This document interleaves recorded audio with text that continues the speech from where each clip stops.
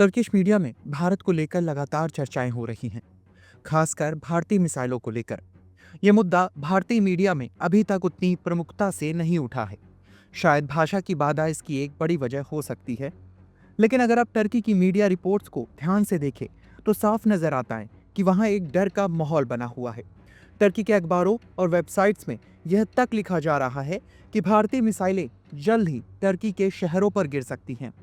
उनका दावा है कि ग्रीस भारत से लंबी दूरी की मिसाइलें खरीदने वाला है, जिन्हें टर्की को टारगेट करने के लिए इस्तेमाल किया जाएगा।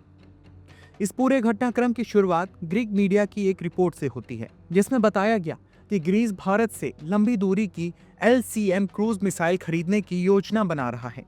अभी तक इस डील की कोई औपचारिक घोषणा नहीं हुई है, लेकिन टर्की के मीडिया ने इस पर अपनी तीखी प्रतिक्रिया देना शुरू भी कर दिया है।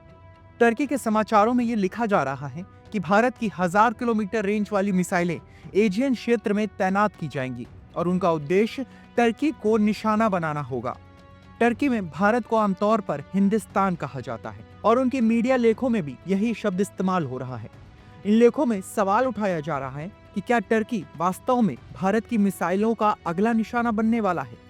लेखों के मुताबिक भारत की ओर से एजियन क्षेत्र में अपने हथियारों की मौजूदगी दर्ज कराई जा रही है, जहां ग्रीस और टर्की पहले से ही सैन्य तनाव के चलते सतर्क रहते हैं। एशियन क्षेत्र एक संवेदनशील समुद्री इलाका है, जहां दोनों देशों की सेनाएं लगातार निगरानी करती हैं।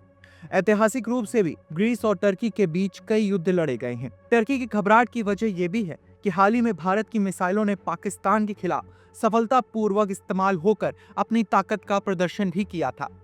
टर्की, जो खुद ड्रोन बनाकर यूक्रेन और पाकिस्तान जैसे देशों को सप्लाई करता है, अब खुद भारत की सैन्य रणनीति से परेशान दिखाई दे रहा है। पाकिस्तान ने टर्की से मिले ड्रोन का इस्तेमाल भारत के खिलाफ किया था, जिससे भारत की अब संभावित प्रतिक्रिया को लेकर टर्की चिंतित हो रहा है। टर्किश मीडिया का यह दावा है कि भारत टर्की पाकिस्तान की दोस्ती से असहज है और इसी वजह से भारत एशियन क्षेत्र में तनाव बढ़ाना चाहता है। ग्रीक मीडिया के अनुसार भारत सरकार जल्द ही अपनी मिसाइलें ग्रीस को देने की योजना बना रही है, ताकि वह टर्की के खिलाफ इस्तेमाल हो सके। हालांकि अभी तक इस बात का कोई आधिकारिक पुष्टि नहीं हुई है। इसके अलावा रिपोर्ट्स में यह भी कहा गया है कि ग्रीस टर्की के पास मौजूद रूस से खरीदे गए S-400 मिसाइल डिफेंस सिस्टम को चुनौती देने के लिए ब्रह्मोस मिसाइल खरीदने का इच्छुक है। ब्रह्मोस मिसाइल का 300 किलोमीटर वाला वेरिएंट टर्की के लिए एक बड़ा खतरा साबित हो सकता है।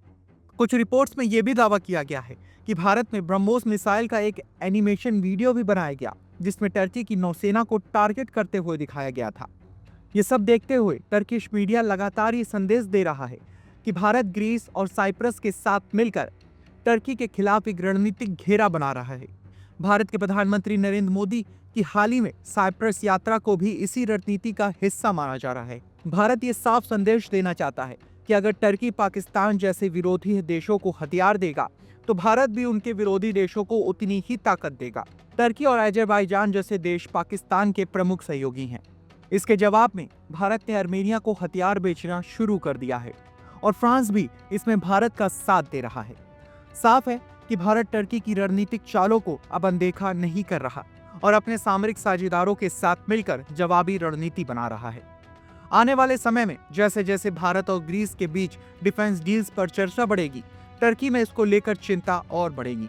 टर्की के मीडिया में जिस तरह से भारत की मिसाइल क्षमताओं को लेकर डर फैलाया जा रहा है, वह इस बात का संकेत है कि भारत की सैन्य कूटनीति अब वैश्विक स्तर पर प्रभाव छोड़ रही है।